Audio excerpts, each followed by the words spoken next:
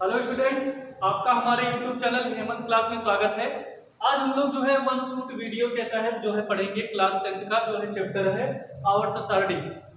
आज हम लोग जो है एक ही वीडियो में आवर्त सारणी से जितने भी क्वेश्चन बन सकते हैं जो है उन सब के बारे में पढ़ेंगे विद एनसीईआरटी बेस्ड।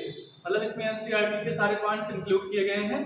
तो जो है इस वीडियो को शुरुआत कर रहे हैं, तो वीडियो को शुरू करने से पहले चैनल को कर दीजिए सब्सक्राइब, ज़्यादा से ज़्यादा लोगों के पास कर दीजिए शेयर। तो हम जो है वीडियो को शुरू करते हैं। तो आवर्त सारणी जो है ये चैप्टर है। तो हम लोग जो है पहला क्वेश्चन ये करते हैं कि तत्वों के लिए आवर्त सारणी की जरूरत क्यों पड़ी। आखिर ऐसी कौन सी जरूरत पड़ गई कि हमें जो है एक सारणी बनाना पड़ा। तो हम इसको एक विद एग्जाम्पल समझते हैं। जैसे क्या है, एक लाइब्रेरी है, एक पुस्तकालय है, उसमें बहुत सारी किताबें रखी गई हैं। जैसे मान सकते हैं 6 से लेकर के 12 तक है, या फिर मान सकते हैं नर्सरी से लेकर के जो है 12 तक है, प्लस कंपटीशन वाली भी किताबें हैं। और वो किताबें कहाँ है कोई भी मतलब पता नहीं कहाँ पर कौन सी किताब है, बस उस पुस्तकालय में है। तो अगर मान लो कोई ग्राहक जाता है किताब खरीदने के लिए, तो किताब जो वहाँ का कस्टमर रहेगा, सॉरी जो वहाँ का जो दुकानदार रहेगा, वो क्या कहेगा, उसको क्या करना पड़ेगा, उसको कोई भी किताब ढूंढने के लिए जो है ज़्यादा समय लगेगा। अगर उसको क्लास 9 की किताब चाहिए तो क्या करेगा, वो पहले मतलब एक जगह से उठाएगा, पूरे पूरे लाइब्रेरी में ढूंढता चला जाएगा, तब उसको जाकर कहीं मिलेगा। और क्लास 9 की मान लो कोई एक किताब मिल गई, उसके बाद फिर जो है, क्योंकि एक ही किताब थोड़ी ना लगती है, 5-6 किताबें लगती हैं, तो सब किताबों को भी चाहिए। तो ऐसा करते हुए उसे बहुत ज़्यादा टाइम लगेगा, बहुत ज़्यादा कठिनाई का सामना करना पड़ेगा। तो वो इस कठिनाई से बचने के लिए क्या कर सकता है, वो जो है क्या कर सकता है, हर एक जो है क्लास की किताबों को एक जगह पर व्यवस्थित करके वहाँ ऊपर जो है नाम लिख सकता है कि क्लास 9 की किताब है, 10 की है, 11 की है, 12 की है, कंपटीशन की है। तो इस तरीके से अगर जो है उसको कोई भी किताब ढूंढना होगा तो कठिनाई नहीं होगी। ठीक यही रीजन जो है आवर्त सारणी बनाने की जो है बनाने से जो है तत्वों के अध्ययन में सरलता हो जाती है।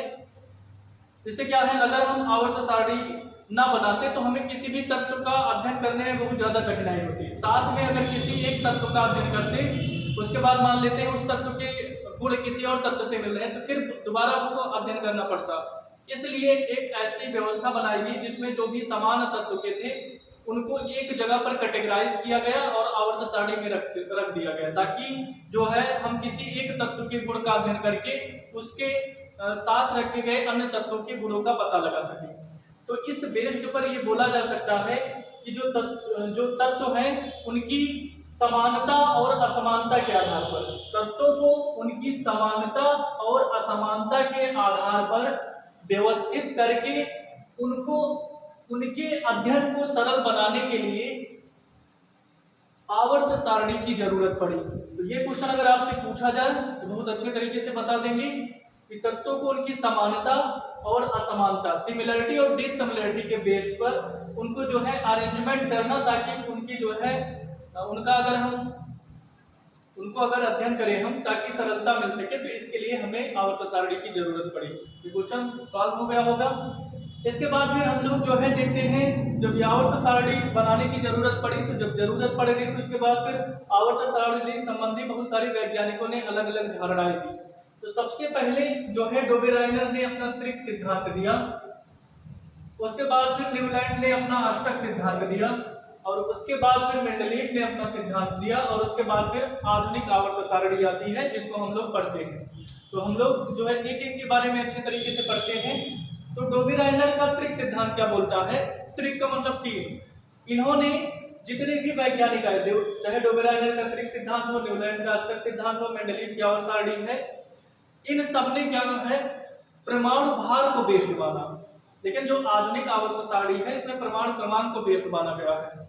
अब परमाणु क्रमांक क्या होता है, परमाणु भार क्या होता है, इसको देखने के लिए मेरा जो है 2 वीडियोज है बेसिक केमिस्ट्री के नाम से, तो पहले उसको देख लीजिए, जो है सारे पॉइंट्स क्लियर हो जाएंगे। तो डोबेराइनर ने क्या किया, तत्वों को उनके परमाणु भार के बढ़ते हुए क्रम में व्यवस्थित किया और किन्हीं 3 तत्वों को लिए और ये दिखाने की कोशिश की कि पहले और तीसरे तत्व का अगर परमाणु भार निकाला जाता है तो वो दूसरे तत्व के बराबर आता है। पहले तत्व और तीसरे तत्व का परमाणु भार किसके बराबर आता है? दूसरे तत्व के परमाणु भार के। जैसे क्या है, यहाँ पर 3 तत्व लिए हैं, लिथियम है, सोडियम और पोटेशियम। लिथियम का परमाणु भार होता है 7 और पोटेशियम का होता है 39। इनका औसत निकालते हैं पदों का योग, 7 और ये 39/2 कितना हो जाएगा? 46/2 कितना आ जाएगा? 23 मतलब 23। और सोडियम का परमाणु भार कितना होता है? 23 होता है। तो इस तरीके से अगर पहले तत्व और तीसरे तत्व का परमाणु भार का औसत निकाला जाए तो दूसरे तत्व के बराबर होता है। इसी को डोबेराइनर का त्रिक सिद्धांत बोला जाता है। तो डोबेराइनर का त्रिक सिद्धांत लिखने के लिए आता है तो क्या करेंगे, क्या लिखेंगे इसमें लिखेंगे कि डोबेराइनर ने तत्वों को उनके परमाणु भार के बढ़ते हुए क्रम में व्यवस्थित किया तथा किन्हीं तीन तत्वों में जो है पहले और तीसरे तत्व के परमाणु भार का औसत दूसरे तत्व के परमाणु भार के बराबर होता है। इसी को डोबेराइनर का त्रिक सिद्धांत बोला जाता है। तो आप लोग लिख सकते हैं सुन करके। इसके बाद फिर हम लोग दूसरा पॉइंट देखते हैं न्यूलैंड का अष्टक सिद्धांत। तो न्यूलैंड ने भी अपना जो है आवर्त सारणी संबंधी नियम दिया था। तो उनके आवर्त सारणी संबंधी नियम को ऑक्टेट रूल बोला जाता है, अष्टक नियम। इनका भी जो मानना था, जो बेस्ड था, किस बेस्ड पर था कि जो है तत्वों को परमाणु भार के बढ़ते हुए क्रम में व्यवस्थित किया जाए। तो इन्होंने भी तत्वों को उनके परमाणु भार के बढ़ते हुए क्रम में व्यवस्थित किया और उन्होंने जो है ऑब्जर्व किया कि पहले तत्व का गुण जो है प्रत्येक पहले तत्व का गुण 8वें तत्व से मिलता है। जिस तरीके से गाने की धुन मिलती है, अगर इसको देखा जाए तो सा रे गा मा पा धा नी और सा, तो प्रत्येक 8वें जैसे धुन मिलती है, पहले की धुन 8वें से, ठीक उसी प्रकार जो है पहले तत्व का गुण किससे मिलता है? 8वें तत्व से मिलता है। तो ये इनका बेस्ड था। तो अगर यहाँ से देखते हैं तो हाइड्रोजन की कुछ प्रॉपर्टी जो है फ्लोरीन से मिलेगी 1 2 3 4 5 6 7 8 और लिथियम का सोडियम से, बेरिलियम का मैग्नीशियम से, बोरान का एल्यूमिनियम से, कार्बन का जो है सिलिकॉन से, नाइट्रोजन का फास्फोरस से और ऑक्सीजन का सल्फर से और इसी तरीके से फ्लोरीन का क्लोरीन से और इसी तरीके से सोडियम का पोटेशियम से, मैग्नीशियम का कैल्शियम का। तो इनका जो नियम था वो सिर्फ कैल्शियम तक ही लगा और उस समय 56 तत्व विद्यमान थे जब इन्होंने नियम दिया था अपना। 56 तत्व विद्यमान थे, लेकिन इनका जो ये प्रॉपर्टी था 8 तत्वों वाले गुणों से मिलने वाला, ये केवल 20 तत्वों तक कैल्शियम तक मिला, जिसका परमाणु जो है परमाणु भार कितना है? 40 है, परमाणु क्रमांक 20 है। तो यहाँ तक मिला। इसके बाद ये नियम काम नहीं कर रहा था, तो इस कारण से ये नियम जो था वो विफल रहा। तो तब भी यहाँ से देखा जा सकता है, अभी भी आवर्त सारणी में पढ़ेंगे तो जो है लिथियम के नीचे सोडियम है, उसके नीचे पोटेशियम है, बेरिलियम के नीचे मैग्नीशियम है और कैल्शियम है। तो कुछ हद तक इन्होंने जो है वो तत्वों को व्यवस्थित करने की कोशिश की थी, लेकिन ये केवल 20 तक लागू होता था। तो इस कारण से ये जो है असफल रहा। इसकी कमी थी, ये केवल 20 तक लागू होता था और उसके बाद लागू नहीं होता था। तो अगर न्यूलैंड का अष्टक सिद्धांत लिखने के लिए आता है तो आप लोग क्या लिखेंगे?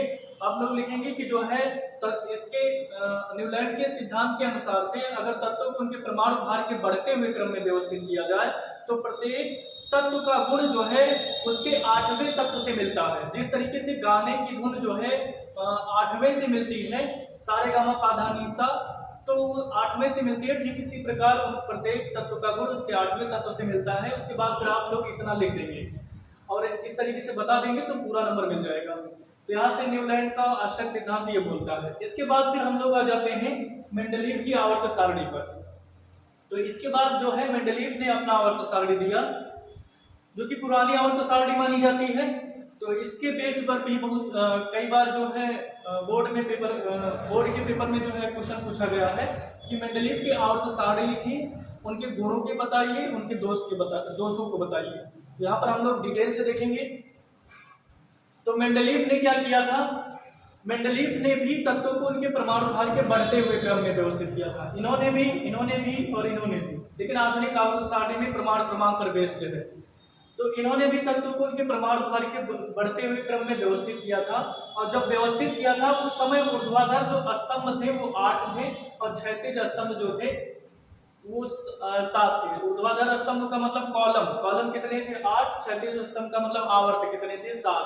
तो इनके जो है आवर्त सारणी में इतने स्थान थे, ऊर्ध्वाधर स्तंभ और इतना क्षैतिज स्तंभ। और इनका बेस्ड किस पर था, परमाणु भार पर। परमाणु क्रमांक, परमाणु भार क्या होता है आप लोग जानते होंगे।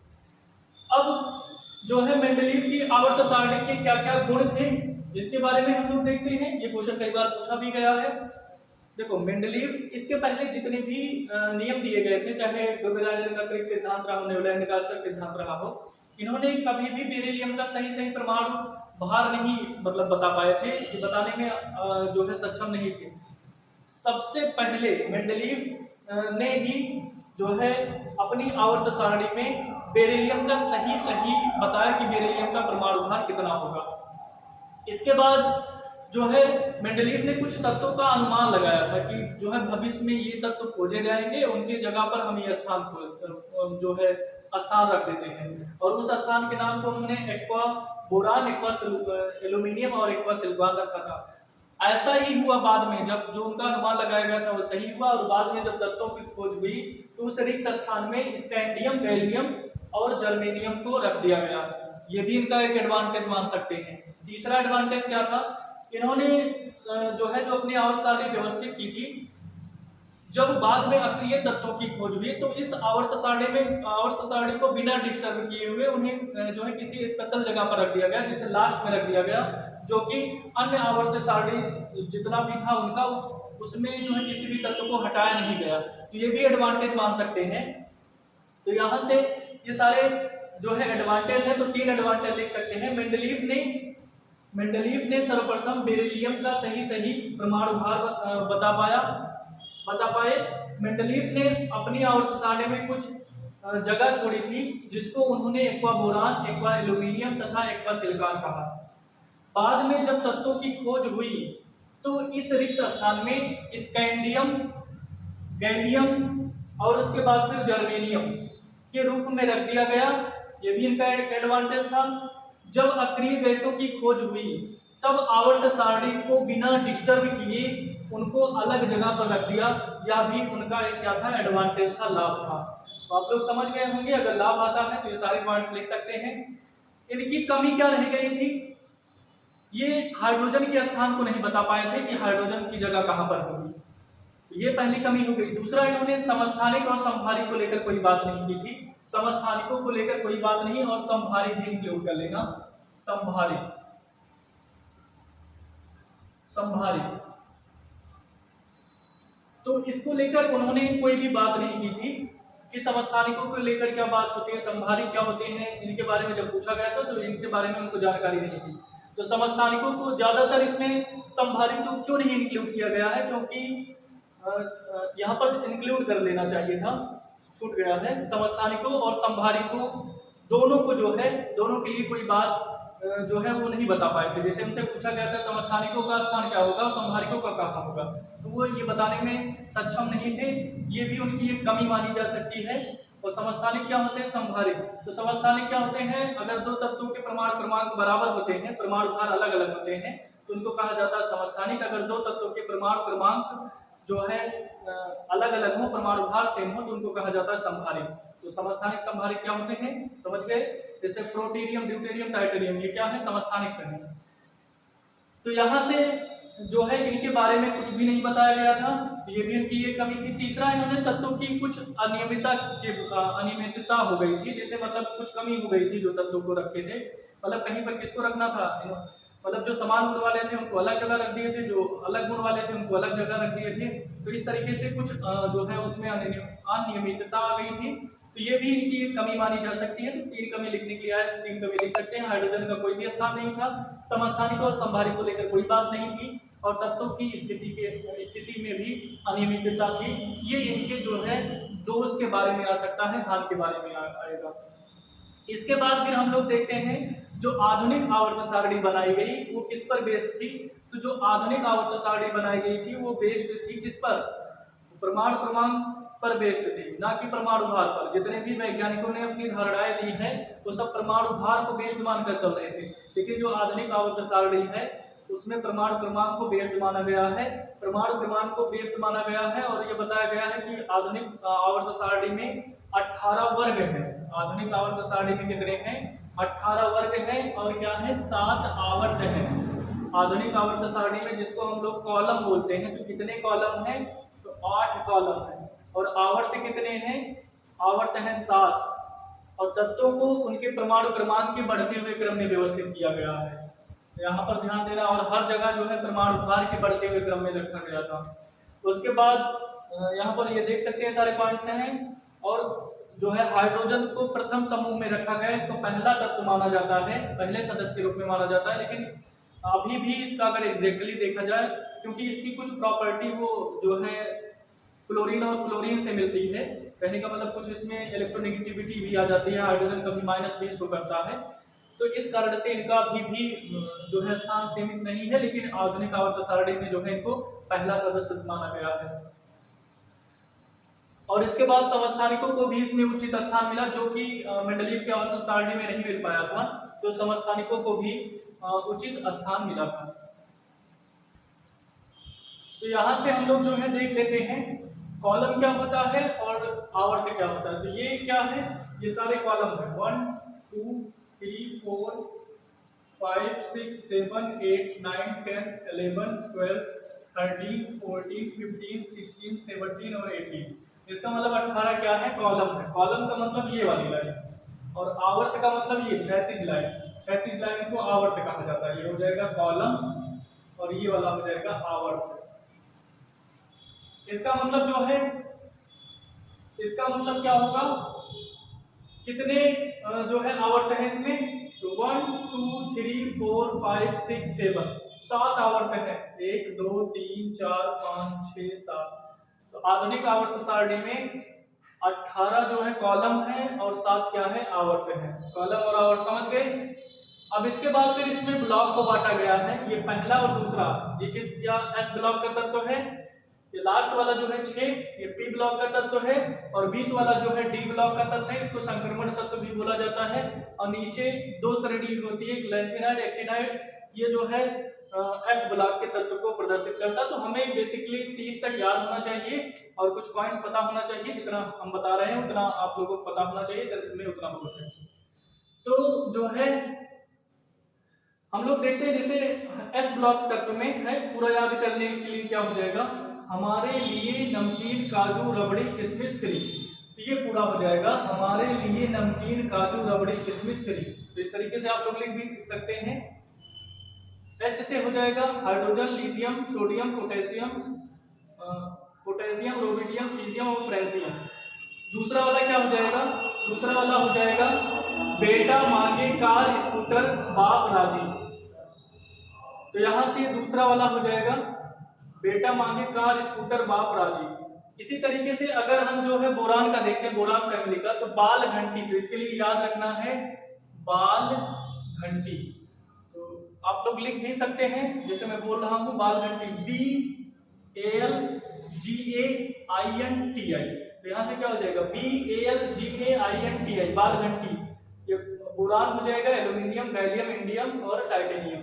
इसके बाद फिर जो है कासीजी सनकी पागल, ये हो जाएगा कासीजी सनकी पागल। इस तरीके से लिख सकते हैं कासीजी सनकी पागल। तो क्या हो जाएगा? काशी से CSI, काशी, GSN से सनकी, PB से पागल हो जाएगा। तो इस तरीके से हम भी याद कर सकते हैं, हम लोग याद कर सकते हैं। इसी तरीके से इसको देखते हैं, न्यूज पेपर आज सब बिकेगा। जितने भी न्यूज पेपर हैं सब आज बिक जाएंगे।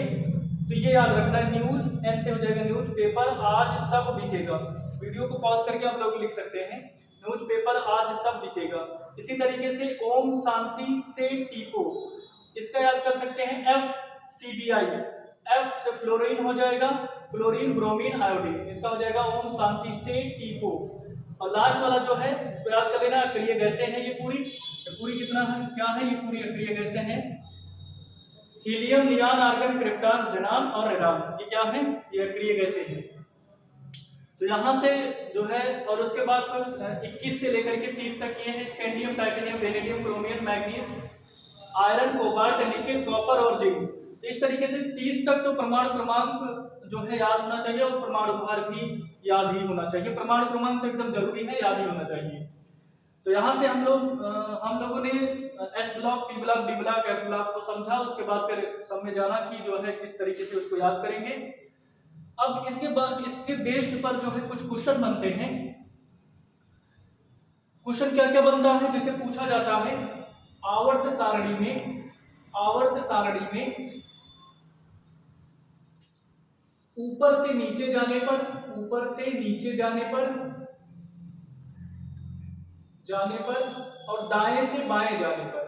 और बाएं से दाएं जाने पर क्या क्या परिवर्तन होता है। तो इसमें हमें 3 या 4 पॉइंट्स को 10th तक जो है 4 पॉइंट्स के बारे में पता है तब बहुत है। जैसे क्या है, पहला है परमाणु त्रिज्या।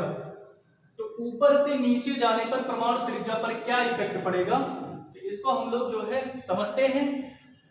तो ऊपर से नीचे जाने पर देखो क्या है, हाइड्रोजन में कितने इलेक्ट्रॉन है, 1 इलेक्ट्रॉन है, इसका परमाणु क्रमांक 1 होता है। इसका मतलब हाइड्रोजन में 1 कक्षक पाया जाएगा।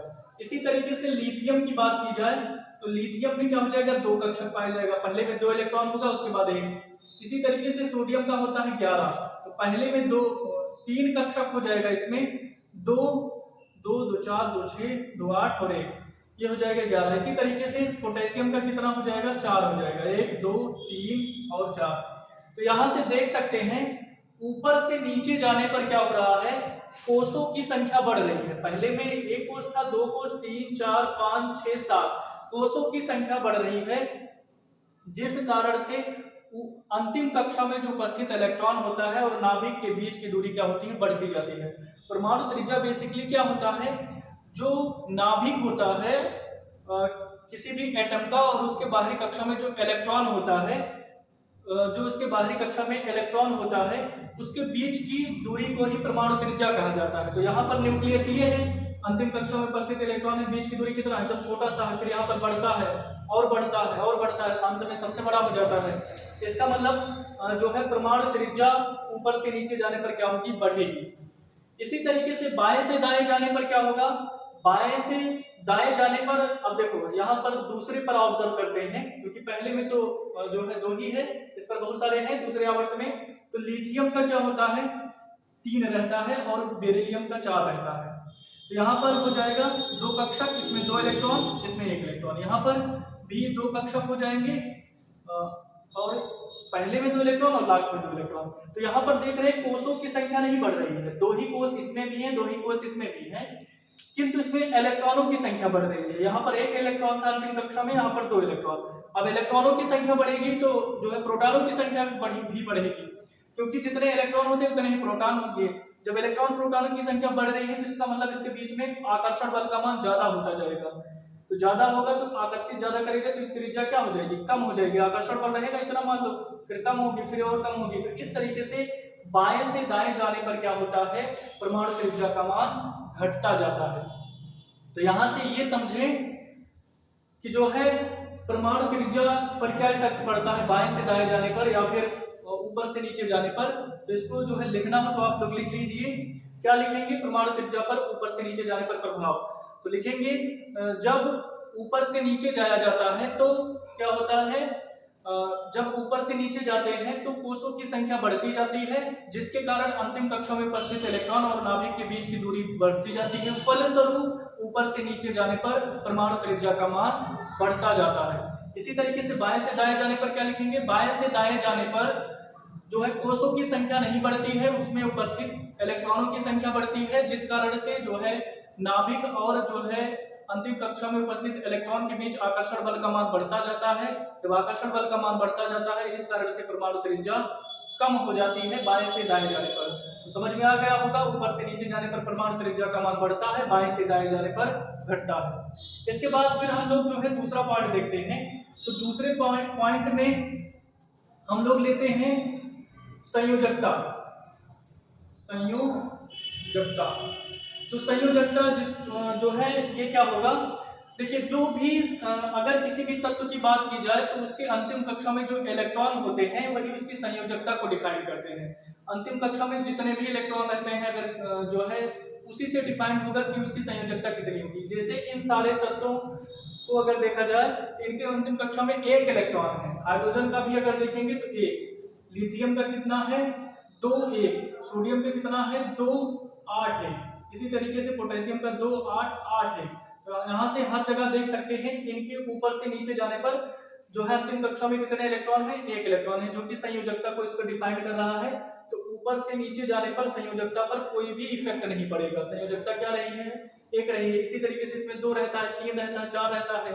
इस तरीके से ऊपर से नीचे जाने पर संयोजकता का मान अपरिवर्तित रहता है। लेकिन बाएं से दाएं जाने पर क्या होगा, अब देखिए बाएं से जब दाएं जाएंगे तो क्या होगा, यहीं पर अगर बेरिलियम की बात की जाए तो जो है बेरिलियम क्या होता है 4, तो 2 और 2, अंतिम कक्षा में उपस्थित इलेक्ट्रॉन कितना हो गया 2 हो गया, तो इसकी संयोजकता कितनी हो जाएगी 2, और इसकी संयोजकता 1 है। इसी तरीके से बोरान की बात की जाए तो बोरान में क्या होगा 2, 3, इसकी संयोजकता कितनी हो जाएगी 3। इसी तरीके से अगर कार्बन की बात की जाए तो 2, 4, तो इसकी संयोजकता कितनी हो जाएगी 4। इसके बाद फिर जो है नाइट्रोजन की बात की जाए तो नाइट्रोजन में क्या होगा 2, 5। अब इसको 3 इलेक्ट्रॉन की जरूरत है, इसमें 5 नहीं कह देंगे, 3 इलेक्ट्रॉन की इसको जरूरत है ऑक्टेट पूरा करने के लिए। इसकी संयोजकता कितनी होगी 3। इसी तरीके से ऑक्सीजन का होगा 2, 6, तो इसमें क्या हो जाएगा 2। इसी तरीके से फ्लोरीन का हो जाएगा तो फ्लोरीन का कितना होता है 9, तो 2, 7, इसका मतलब 1 इलेक्ट्रॉन की इसकी जरूरत है, तो इसकी संयोजकता कितनी हो जाएगी 1। और इस हीलियम और नियान की क्या हो जाएगी 0, 0 हो जाएगी। तो इसका मतलब जो है यहाँ से समझ में आ रहा होगा कि ऊपर से नीचे जाने पर संयोजकता के मान पर कोई भी प्रभाव नहीं पड़ता। क्यों नहीं पड़ता, क्योंकि जो है जितने ऊपर से नीचे जाने पर अंतिम कक्षा में इलेक्ट्रॉनों की संख्या जो है सेम रहती है, इस कारण से ऊपर से नीचे जाने पर संयोजकता के मान पर कोई भी प्रभाव नहीं पड़ता है। जबकि बाएं से दाएं जाने पर, ध्यान देना, बाएं से दाएं जाने पर क्या होगा, अंतिम कक्षा में उपस्थित इलेक्ट्रॉनों की संख्या परिवर्तित होती जाती है। पहले बढ़ती है तो परिवर्तित जैसे जैसे हो जाती है वैसे वैसे संयोजकता का मान भी बदलता जाता है। तो संयोजकता क्या होगी, संयोजकता क्या हो जाएगी, बाएं से दाएं जाने पर संयोजकता का मान क्या होगा, पहले यहाँ पर देख सकते हैं पहले 1 था 2 था, पहले बढ़ेगी उसके बाद घटेगी, उसके बाद क्या हो जाता है 0 हो जाता है। तो समझ में आ गया होगा, संयोजकता लिखने के लिए है ऊपर से नीचे जाने पर अपरिवर्तित रहती है, बाएं से दाएं जाने पर पहले बढ़ती है फिर घटती है, उसके बाद फिर क्या हो जाती है शून्य हो जाती है। यहाँ से संयोजकता भी समझ गए। अब इसके बाद फिर देखते हैं धात्विक लक्षण क्या होता है। इसके बाद समझते हैं धात्विक लक्षण। तो धात्विक लक्षण किसको बोला जाएगा, मेटेलिक प्रॉपर्टी अगर कहा जाए धात्विक लक्षण। तो धातुएं होती क्या है, अब धातु उसको कहा जाता है जो इलेक्ट्रॉन को लूज करे, जो इलेक्ट्रॉन को लूज करता है, लूज करने की जिसमें टेंडेंसी ज्यादा होता है वो क्या होता है, धात्विक लक्षण उसका ज्यादा रहता है। कहने का मतलब इलेक्ट्रॉन को कौन सा परमाणु ज्यादा जल्दी से निकाल सकता है, वो क्या होगा, वो धात्विकता को शो करता है। तो ऊपर से नीचे जाने पर क्या होगा, अगर देखें ऊपर से नीचे जाने पर तो कोषों की संख्या बढ़ रही है। यहाँ पर क्या हाइड्रोजन के 1 दिए हैं, लिथियम का 2 है, इसी तरीके से 3 हो जा रहा है, इसी तरीके से 4 हो जा रहा है। तो ऊपर से नीचे जाने पर क्या हो रहा है, परमाणु त्रिज्या का मान बढ़ रहा है, जिसके कारण नाभिक और अंतिम कक्षा में उपस्थित इलेक्ट्रॉन के बीच की दूरी क्या है, वो बढ़ती जा रही है। और दूरी बढ़ने से क्या होता है, आकर्षण बल का मान कम होता है। ऊपर से नीचे जाने पर आकर्षण बल का मान कम हो जाएगा, आकर्षण बल का मान कम हो जाएगा। इसका मतलब अगर हमें इलेक्ट्रॉन को निकालना होगा तो हमें बहुत कम एनर्जी देनी पड़ेगी, वो इलेक्ट्रॉन निकल जाएगा आसानी से। तो यही रीजन होता है। अब इलेक्ट्रॉन निकल गया, इसका मतलब जो है धातु हो जाएगा, प्रबल धातु हो जाएगी। इसका मतलब ऊपर से नीचे जाने पर कोषों की संख्या बढ़ती जाती है, जिसके कारण अंतिम कक्षा में उपस्थित इलेक्ट्रॉन और नाभिक के बीच की दूरी बढ़ती जाती है, आकर्षण बल का मान कम होता जाता है। फलस्वरूप इलेक्ट्रॉन को निकालने के लिए कम ऊर्जा देनी पड़ती है और जो है इलेक्ट्रॉन जल्दी निकल जाता है, और इस कारण से ऊपर से नीचे जाने पर धात्विक लक्षण का मान बढ़ता जाता है। ये पॉइंट्स आप लोग लिख सकते हैं।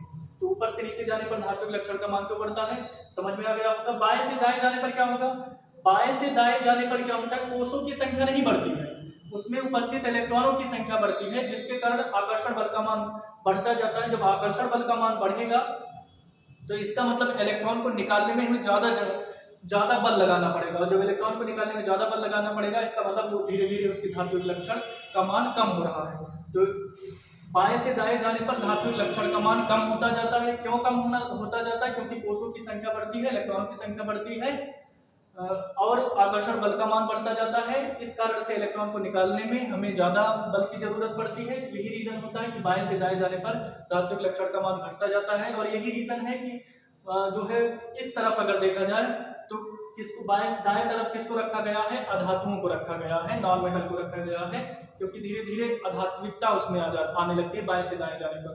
तो धात्विक लक्षण समझ में आ गया। इसके बाद फिर इसी में देखते हैं हम लोग आधात्विक लक्षण क्या होता है। तो आधात्विक लक्षण क्या हो जाएगा? आधात्विक लक्षण इसका उल्टा होगा, मतलब इलेक्ट्रॉन को ग्रहण करने की किसके पास टेंडेंसी ज्यादा है, जिसको बोल सकते हैं आधात्विक लक्षण को इलेक्ट्रोनेगेटिविटी, विद्युत ऋणात्मकता भी बोल सकते हैं। कि कोई भी पदार्थ है, कोई भी एटम हो, कितना तेजी से इलेक्ट्रॉन को ग्रहण कर रहा है, वो उसके आधात्विक लक्षण को दिखाता है। तो यहाँ से आधात्विक लक्षण क्या हो जाएगा? ऊपर से नीचे यहाँ पर देख सकते हैं इलेक्ट्रॉन को निकालने की टेंडेंसी बढ़ रही है, ऊपर से नीचे जाने पर कोषों की संख्या बढ़ रही है, जिसके कारण नाभिक और अंतिम कक्षा में उपस्थित जो इलेक्ट्रॉन है उनके बीच की दूरी बढ़ रही है, आकर्षण बल का मान कम हो रहा है और हमें चाहिए आकर्षण बल ज्यादा, ताकि जो है इलेक्ट्रॉन को ग्रहण कर सके। तो ऊपर से नीचे जाने पर आकर्षण बल कम हो रहा है, तो इसका मतलब क्या हो जाएगा? इलेक्ट्रॉन को खींच ही नहीं पाएगा। जब इलेक्ट्रॉन को खींच नहीं पाएगा तो इसका मतलब आधात्विक लक्षण क्या हो जाएगा? घटेगा। तो ऊपर से नीचे जाने पर आधात्विक लक्षण का मान घटता है, बाएं से दाएं जाने पर क्योंकि आकर्षण बल का मान बढ़ता है। क्यों बढ़ता है? क्योंकि इलेक्ट्रॉनों की संख्या अंतिम कोश में बढ़ती है और आकर्षण बल बढ़ने के कारण धीरे धीरे क्या होता है? आकर्षण बल ज्यादा होने लगता है, इलेक्ट्रॉन को खींचने की क्षमता ज्यादा आ जाती है और जो है वो इलेक्ट्रॉन को जल्दी खींच लेता है। और इलेक्ट्रॉन को खींचने के पास जिसके पास ज्यादा टेंडेंसी होता है वही क्या होता है? आधात्विक लक्षण को शो करता है। तो बाएं से दाएं जाने पर आधात्विक लक्षण का मान बढ़ता जाता है। इसके बाद हम लोग देखते हैं विद्युत ऋणात्मकता। विद्युत ऋणात्मकता तो ये भी क्या रहता है? जैसे विद्युत धनात्मकता बोला जाए तो जो धात्विक लक्षण में पॉइंट्स थे वो सारे पॉइंट्स लिख सकते हैं। विद्युत ऋणात्मकता जो आधात्विक लक्षण की सारी प्रॉपर्टी वो सब लिख सकते हैं। तो विद्युत ऋणात्मकता क्या? इलेक्ट्रॉनों को ग्रहण करने की टेंडेंसी, जिसके पास इलेक्ट्रॉनों की ग्रहण करने की टेंडेंसी ज्यादा होगा वो विद्युत ऋणी होगा। तो ऊपर से नीचे जाने पर जो है विद्युत ऋणात्मकता घटती है, बाएं से दाएं जाने पर बढ़ती है। जो भी आधात्विक लक्षण में इंक्लूड किए हैं पॉइंट, सारे पॉइंट इसमें लिख सकते हैं। उसमें जहां पर हम धात्विक लक्षण लिखे हैं वहां पर विद्युत धनात्मकता लिख सकते हैं, जहां पर आधात्विक लक्षण है वहां पर विद्युत ऋणात्मकता लिख सकते हैं। ये सारे पॉइंट्स को हम लोग इंक्लूड कर सकते हैं। तो विद्युत ऋणात्मकता ऊपर से नीचे जाने पर क्या होती है? अगर ये बताया जाए ऊपर से नीचे जाने पर क्या होगी? घटती है, बाएं से दाएं जाने पर बढ़ती है। और यही रीजन होता है कि फ्लोरीन सबसे ज्यादा विद्युत ऋणी होता है। तो अगर पूछा जाए पूरे आवर्त सारणी में सबसे ज्यादा विद्युत ऋणी पदार्थ कौन सा है तो फ्लोरीन है। तो यहाँ से विद्युत ऋणात्मकता भी समझ गए।